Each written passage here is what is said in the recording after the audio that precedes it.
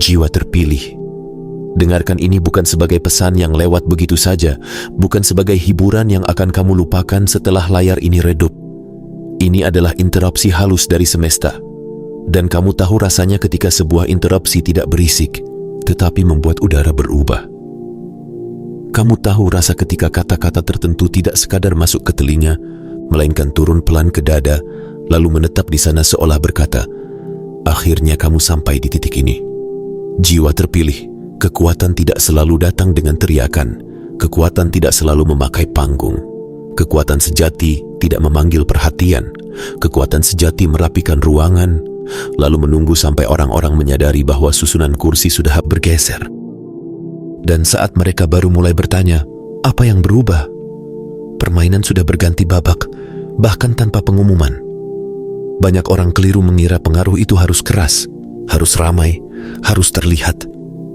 Padahal pengaruh yang paling menentukan justru tiba dalam sunyi. Memakai ketenangan, disiplin, dan tingkat kesadaran diri yang membuat orang lain tidak nyaman.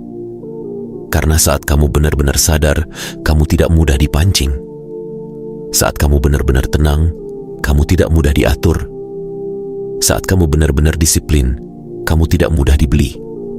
Dan itu, jiwa terpilih, adalah bahasa yang dimengerti oleh siapapun yang paham dinamika kuasa. Di lingkungan tingkat tinggi, entah itu ruang rapat, strategi politik, atau lingkaran yang menjaga pintu-pintu penting, perebutan paling tajam sering bukan soal uang atau tanah. Perebutan paling tajam adalah soal manusia, soal sosok yang kehadirannya saja bisa mengubah arah hasil. Ketika sosok seperti itu muncul, percakapan berhenti menjadi terbuka dan mulai pindah ke lorong-lorong, ke obrolan samping, ke ruangan tertutup tempat suara mengecil dan taruhannya naik. Disitulah kisahmu dimulai. Karena ketika orang-orang yang merasa elit mencium adanya seseorang yang tidak mudah mereka kategorikan, kendalikan, atau tinggalkan, mereka jarang frontal, mereka jarang menyerang dari depan. Mereka lebih sering berkompetisi untuk mendapat akses. Bukan dengan cara yang bisa dipamerkan, tentu saja. Mereka terlalu paham, menunjukkan kompetisi berarti membuka rasa tidak aman.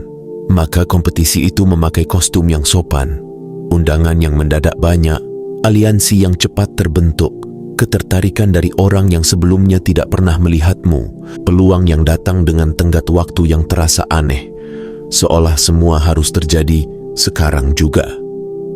Jiwa terpilih itu tidak halus karena kebetulan, itu halus karena strategis, dan itu tidak acak. Itu membaca posisimu yang baru. Ada fakta yang jarang diucapkan keras-keras. Di lingkungan yang mengerti permainan, kedekatan dengan pengaruh sering dianggap lebih penting daripada keterampilan mentah. Keterampilan bisa dicari, keterampilan bisa dibayar, keterampilan bisa diganti, tetapi pengaruh harus didekatkan, pengaruh harus berada di sebelah, pengaruh harus bisa disentuh jaraknya, karena pengaruh adalah gravitasi. Ia menarik keputusan, menarik arah, menarik orang tanpa perlu memohon. Itulah sebabnya ketika kamu memasuki fase di mana pikiranmu makin tajam, batasmu makin solid, dan kemandirianmu makin jelas, sebuah perebutan diam-diam mulai terjadi. Bukan dengan kontrak besar yang diumumkan, melainkan dengan bantuan yang tampak tulus, perlindungan yang tampak wajar, perhatian yang tampak kebetulan, dan akses yang dibungkus seolah dukungan. Dan ada bagian yang sedikit ironis, nyaris lucu, kalau kamu melihatnya dari ketinggian. Orang-orang yang kini berebut dekat, seringkali adalah orang-orang yang dulu meremehkanmu, melewatkanmu, atau menganggap kamu akan tetap berada di jalur yang mudah diprediksi. Tidak ada yang lebih cepat meruntuhkan rasa percaya diri palsu selain menyadari bahwa orang yang kamu abaikan kini menjadi variabel yang tidak bisa kamu hapus dari persamaan. Ini bukan tentang kesombongan, ini tentang gravitasi. Ketika kamu membawa sesuatu yang tidak sepenuhnya mereka pahami, tetapi naluri mereka menghormatinya, pergerakan terjadi, kursi ditarik, posisi disesuaikan. Orang-orang ingin duduk dekat, bukan sekadar untuk terlihat, melainkan untuk tetap relevan. Dan sekarang, Jiwa terpilih. Aku akan membuka lapis demi lapis, pelan tapi jelas. Karena jika kamu melewatkan ini, kamu bukan hanya melewatkan kata-kata, kamu melewatkan pemahaman tentang apa yang sedang terjadi di sekelilingmu. Nomor 1, kamu berhenti menjadi berguna dan mulai menjadi tak tergantikan. Ada perubahan halus tapi sangat kuat yang terjadi ketika orang berhenti melihatmu sekadar sebagai alat dan mulai merasakanmu sebagai jangkar. Pada awalnya, kebanyakan orang hanya melihat hasil, pekerjaanmu, solusi yang kamu bawa, krisis yang kamu tenangkan. Itu berguna, itu transactional. Kamu dihargai karena apa yang kamu keluarkan, bukan karena siapa dirimu. Lalu waktu berjalan, dan sesuatu bergeser. Kamu tidak hanya mengeksekusi, kamu mulai memengaruhi arah. Kamu membaca pola yang tidak terbaca oleh orang lain. Kamu mengantisipasi kebutuhan sebelum orang lain menyadari kebutuhan itu ada. Kamu menjadi sosok yang kehadirannya saja mengubah hasil. Dan saat itu terjadi, ruangan tidak bisa berfungsi sama tanpa kamu. Itulah titik ketika ketegangan yang nyata dimulai. Karena ketika kamu melintasi batas dari berguna menjadi tak tergantikan, orang-orang mulai menghitung ulang strategi, percakapan, bahkan hierarki. Pengaruhmu bukan tambahan kecil, pengaruhmu struktural. Ia menggeser keseimbangan. Dan yang paling menakutkan bagi siapapun yang suka mengendalikan situasi adalah ini. Ketiadaanmu menciptakan lubang yang tidak mudah ditutup. Maka pengamatan santai berubah menjadi manuver senyap. Perhatian yang dulu samar berubah menjadi upaya sistematis. Mereka tidak lagi hanya menginginkan hasil kerjamu, mereka menginginkan keberadaanmu. Mereka menginginkan sudut pandangmu. Mereka menginginkan jaminan bahwa gravitasi itu berada di pihak mereka. Kamu tidak menjadi tak tergantikan dengan pamer. Kamu menjadi tak tergantikan karena kamu terus memperbaiki dirimu, memperluas pemahamanmu, dan memegang standar begitu tinggi sampai dampakmu tidak bisa ditiru. Dan kamu sering baru sadar betapa kuat posisimu ketika kamu melihat orang-orang mulai membengkokkan jadwal, menyusun strategi diam-diam, dan bernegosiasi halus hanya agar kamu tetap berada dalam jangkauan. Nomor 2, cara berpikirmu mengancam hierarki yang sudah mapan. Ada jenis kekuatan yang lahir dari berpikir berbeda, dan ruangan bisa merasakannya sebelum satu kata pun keluar dari mulutmu. Kebanyakan orang hidup dalam garis-garis tak terlihat yang digambar oleh orang lain. Mereka mengikuti aturan yang tidak dibuat untuk mereka, tetapi cukup nyaman untuk dipakai. Lalu kamu datang dan kamu menolak garis itu. Bukan dengan keributan, bukan dengan drama, tetapi dengan satu hal yang jauh lebih mengganggu. Kamu mempertanyakan logika, mengapa harus begini? Kamu membedah sistem tanpa tunduk padanya. Kamu bergerak di sela-sela aturan dengan kejelasan yang tidak bisa disetop oleh opini. Mereka yang berada di atas tidak selalu takut pada bakat. Bakat bisa diukur, dikelola, dibungkus menjadi jabatan. Yang membuat mereka benar-benar waspada adalah kejelasan yang berjalan berdampingan dengan kemandirian. Karena orang yang tidak hanya mengikuti aturan, tetapi melihat cacat struktur dan menavigasinya tanpa rasa takut, adalah variabel yang tidak bisa mereka kendalikan. Di titik itu, keputusan yang dulu terasa aman tiba-tiba tampak rapuh. Aliansi-aliansi halus mulai goyah. Otoritas tak tertulis mulai bergetar. Bukan karena kamu mengancam, tetapi karena pikiranmu membuat retakan yang mereka kira tidak terlihat menjadi terasa. Maka dimulailah kompetisi yang tenang. Bagaimana caranya menjaga kamu cukup dekat untuk mendapat manfaat dari wawasanmu, tetapi tidak cukup bebas untuk menulis ulang permainan? Bagaimana caranya terlihat mendukung tanpa kelihatan takut? Undangan muncul, akses dibuka, pintu yang dulu berat tiba-tiba ringan, dan jiwa terpilih. Itu bukan sekadar keramahan, itu strategi, itu kewaspadaan yang memakai wajah kesempatan. Nomor 3, kamu kebal terhadap kontrak loyalitas murah. Banyak orang bisa dibeli tanpa sadar. Validasi, fasilitas kecil, undangan eksklusif, gestur simbolis. sering cukup untuk menanam rasa utang budi. Mereka memberi kursi, lalu berharap kamu memberikan dirimu. Mereka memberi pujian, lalu berharap kamu menutup mata. Tetapi ketika kamu sampai pada level di mana loyalitasmu tidak bisa dibeli dengan cara murahan, sistem itu terganggu. Dan gangguan itu membuat orang tertentu gelisah. Karena ada orang yang terbiasa mengendalikan melalui transaksi, aku beri ini, kamu harus begitu. Namun kamu menilai tawaran dengan kejernihan. Kamu menimbang niat di balik setiap gestur. Kamu tidak otomatis menganggap sesuatu sebagai hadiah. Kamu bertanya, apa harga tersembunyinya? Saat tuas-tuas kendali mereka tidak bekerja, pendekatan mereka naik tingkat. Tawaran bertambah, fasilitas membesar, intensitas meningkat. Tetapi pada saat yang sama, mereka berhitung lebih hati-hati karena batasmu tajam. Dan ketajaman batas itu tidak bisa diakali. Kebal terhadap loyalitas murah bukan berarti kamu menolak kesempatan. Itu berarti fondasimu bukan lapar pengakuan. Fondasimu adalah kemandirian, kesadaran diri, dan tujuan yang jernih. Dan itulah kualitas yang langka, sementara apapun yang langka selalu diburu. Nomor 4, kehadiranmu membongkar siapa yang sedang berpura-pura.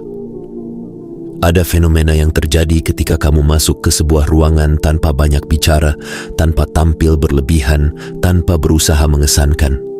Energi berubah. Percakapan tersendat. Nada orang menjadi aneh.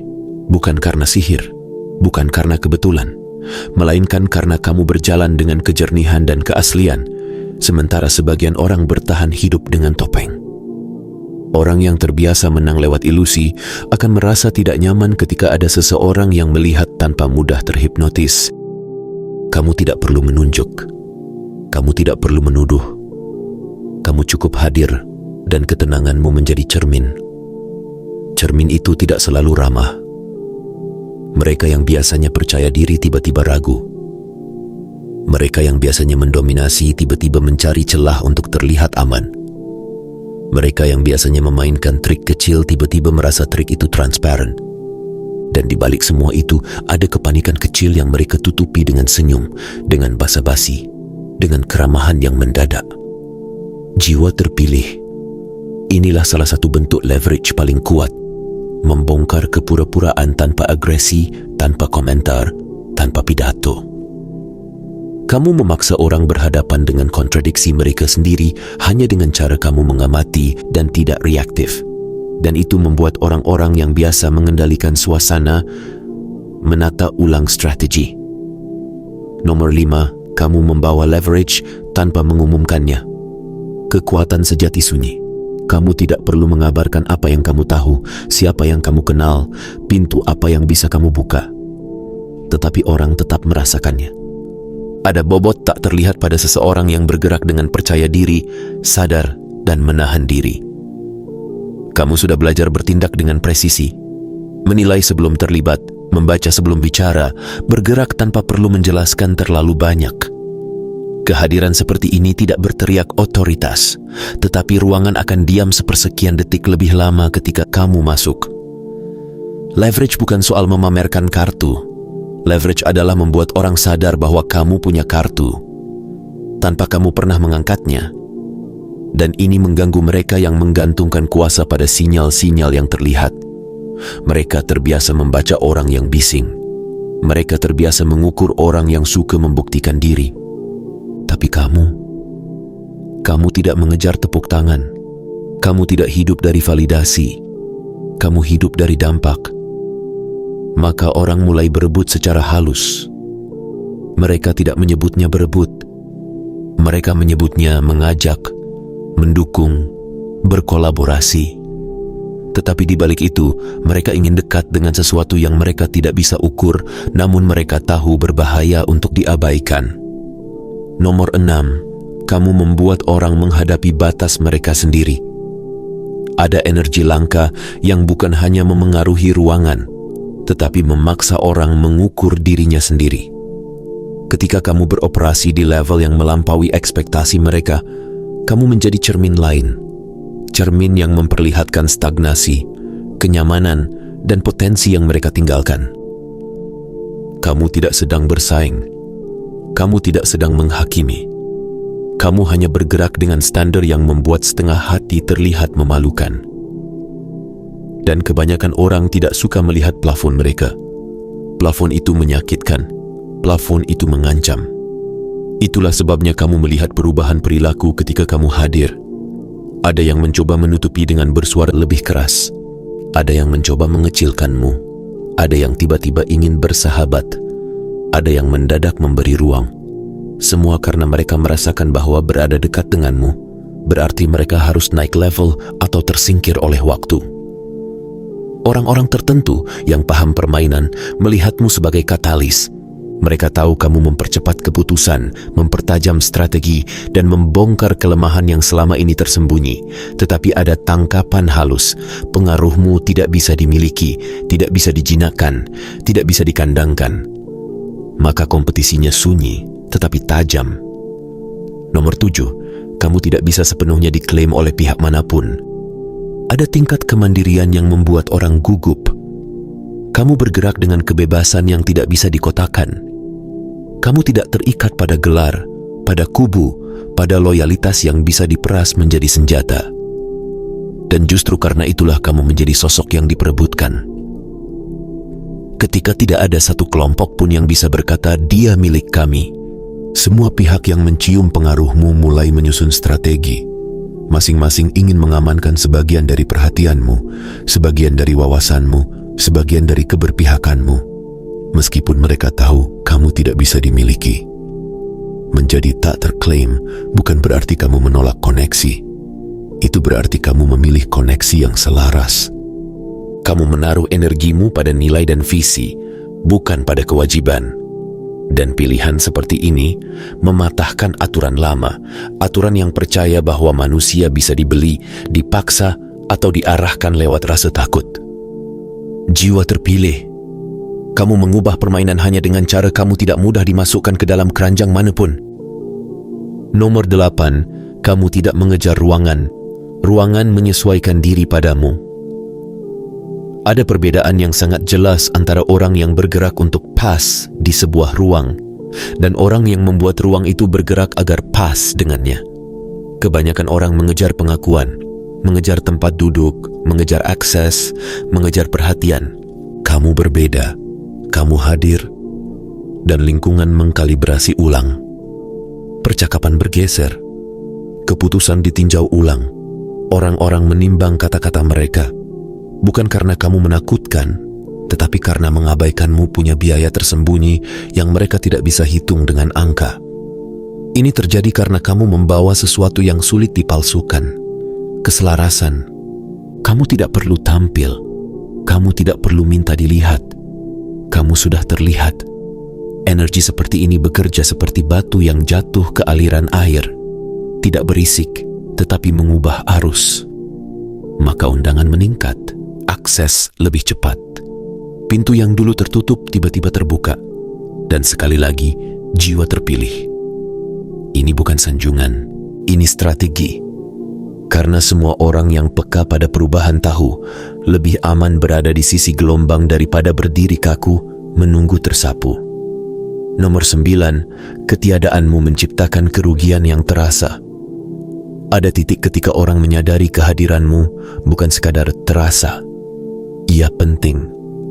Ketika kamu mundur, meski sebentar, ritme melambat, keputusan tertahan, energi turun. Hal-hal yang biasanya lancar menjadi canggung. Sistem yang terlihat stabil mulai goyah. Disitulah mereka paham, kamu bukan hanya berkontribusi, kamu adalah pengunci. Kamu menyatukan benang-benang yang tidak disadari orang lain. Kamu menjaga keselarasan banyak hal sekaligus, dan ketika kamu tidak ada, benang itu terurai. Orang yang paham permainan tidak menunggu sampai kerugian itu membesar. Mereka bergerak cepat, memberi perhatian, memberi ruang, memberi penawaran, memberi dukungan, apapun namanya, demi memastikan kamu tetap dekat, tetap terlibat, tetap bisa dijangkau. Dan kamu tidak perlu menuntut, kamu tidak perlu mengancam, kamu hanya perlu menjadi dirimu, dan mereka sendiri yang berlari menghitung biaya ketiadaanmu. Nomor 10, Kamu melihat aliansi sebelum aliansi itu terbentuk. Ada kemampuan langka yang membuat orang tidak nyaman. Kemampuan membaca motif sebelum motif itu diumumkan. Sementara banyak orang hidup dari tampilan, gosip, atau pengumuman resmi, kamu hidup dari pola, dari perubahan nada, dari jeda yang terlalu panjang, dari gestur kecil yang bocor. Ini bukan paranoia, ini pemahaman dinamika. Ketika kamu melihat sebuah aliansi akan terbentuk, kamu juga melihat dampaknya, kelemahannya, dan permainan di baliknya. Dan itu membuat orang-orang yang biasa bergerak diam-diam kehilangan keunggulan mereka. Karena keunggulan mereka sering berasal dari ketidaktahuan orang lain. Tetapi kamu tidak mudah dibuat tidak tahu. Maka orang-orang tertentu mulai mengatur ulang timing, menyembunyikan langkah, menunda pembicaraan, atau memindahkan rencana. Dan di balik itu, para pengambil keputusan menyadari satu hal. Dekat dengan seseorang yang memiliki persepsi seperti ini adalah keuntungan besar. Mereka mulai bersaing untuk mendapatkan kedekatan itu sebelum pihak lain mendapatkannya lebih dulu. Nomor 11. Kamu tidak membocorkan informasi. Kamu menyaring realitas. Banyak orang bicara terlalu banyak. Mereka memamerkan pengetahuan agar dianggap pintar. Mereka membagi rahasia agar dianggap dekat. Kamu tidak seperti itu. Kamu tahu, tetapi kamu tidak tergesa memuntahkan. Kamu mengamati, kamu menganalisis, kamu menyimpan sampai waktunya tepat. Dan penahanan seperti ini menciptakan kesan kedalaman, kompetensi, dan otoritas yang sulit ditandingi. Orang merasakannya, kamu tahu lebih banyak daripada yang kamu ucapkan. Menyaring realitas berarti kamu memilih apa yang penting, kapan penting, dan bagaimana ia memengaruhi keputusan. Diam kamu bukan kosong, diam kamu adalah kendali. Ini membuat sebagian orang gelisah karena mereka tidak tahu apa yang kamu tahu. Mereka tidak tahu kapan kamu akan bergerak. Mereka tidak tahu apa yang kamu anggap relevan. Ketidakpastian itu membuat mereka mendekat, mencoba membaca, mencoba mendapat isyarat, dan tanpa sadar mereka mulai berkompetisi. Karena di lingkungan yang peka, kedekatan dengan kejernihan yang tersaring lebih mahal daripada akses mentah terhadap informasi. Nomor 12, kamu selamat dari pengecualian tanpa menjadi pahit. Tidak semua orang bisa melewati pintu yang ditutup di depan wajahnya tanpa berubah menjadi keras.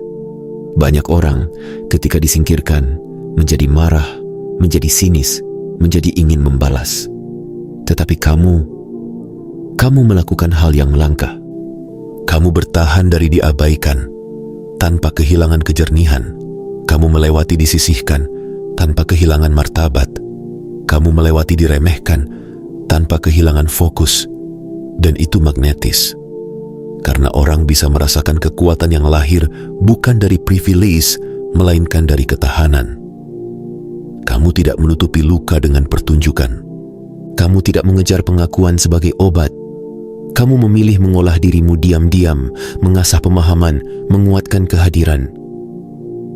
Orang yang paham permainan tahu, seseorang yang mampu menahan rasa sakit tanpa menjadi rusak, sulit dimanipulasi. Dan yang sulit dimanipulasi selalu diperebutkan. Bukan karena mereka bisa dimiliki, melainkan karena mereka mengubah kualitas ruangan. Nomor 13, kamu berharga karena kamu bisa pergi.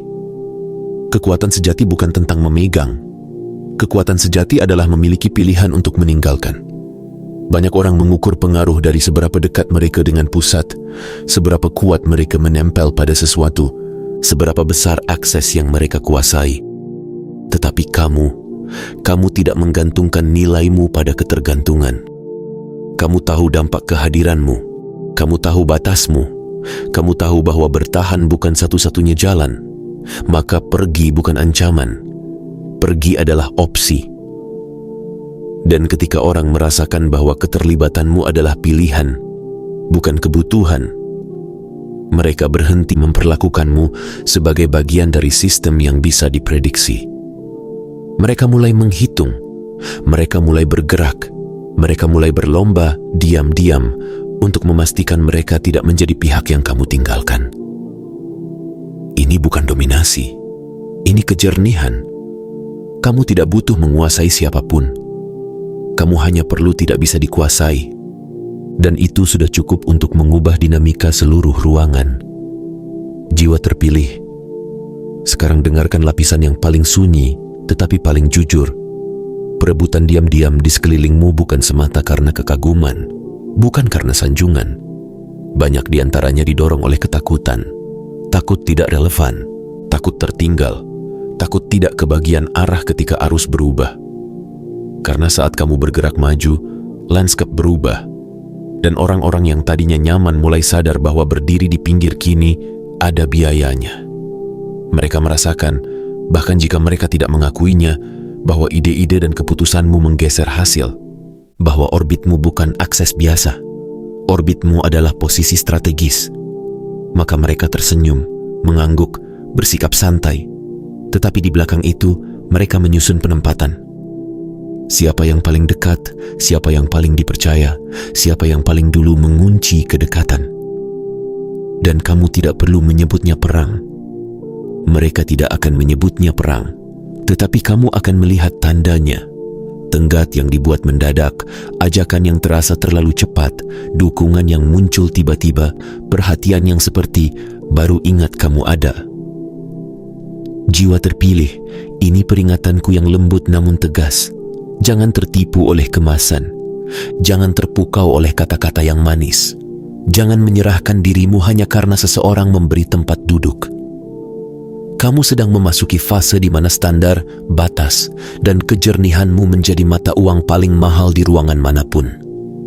Dan ketika sesuatu menjadi mahal, banyak tangan akan mencoba menyentuhnya. Ada yang dengan tulus, ada yang dengan strategi. Tetap tenang, tetap jernih, tetap menjadi dirimu. Karena kekuatanmu tidak datang dari seberapa keras kamu berbicara. Kekuatanmu datang dari seberapa dalam kamu melihat, dari seberapa kuat kamu menahan diri, dari seberapa jelas kamu memilih. Dan sekarang, izinkan aku menutup ini dengan sesuatu yang perlu kamu dengar, bukan untuk mengangkat egomu, tetapi untuk membangunkan keberanianmu. Jiwa terpilih, kamu bukan sekadar bagian dari permainan. Kamu adalah variabel yang mengubahnya. Kamu adalah gravitasi yang membuat kursi bergeser tanpa harus meminta. Kamu adalah kejernihan yang membuat topeng retak tanpa harus menyerang. Kamu adalah ketegasan yang membuat transaksi murahan gagal tanpa harus marah. Jangan minta izin untuk menjadi dirimu. Jangan mengecil demi membuat orang lain nyaman. Jangan menurunkan standar demi dibelai oleh keramaian. Karena ketika kamu mengecil, bukan hanya kamu yang rugi, ruangan pun kehilangan pusatnya. Jika kamu merasakan bobot pesan ini, jika ada bagian dari dirimu yang bergetar karena kamu tahu ini sedang terjadi, jangan lewatkan begitu saja. Tetap dekat dengan kanal ini. Tekan suka jika kamu ingin energi seperti ini terus hadir di hidupmu. Berlangganan dan aktifkan lonceng notifikasi agar kamu tidak ketinggalan pesan yang tiba tepat pada waktunya. Dan jika kamu berani, tulis di komentar 77, bukan untuk membuktikan apapun kepada siapapun, tetapi sebagai tanda kepada dirimu sendiri bahwa kamu siap memegang orbitmu dengan sadar. Karena jiwa terpilih, mulai titik ini, kamu tidak sedang mengejar tempat. Kamu sedang menjadi poros. Dan poros tidak perlu berteriak. Poros cukup berdiri. Ruanganlah yang menyesuaikan.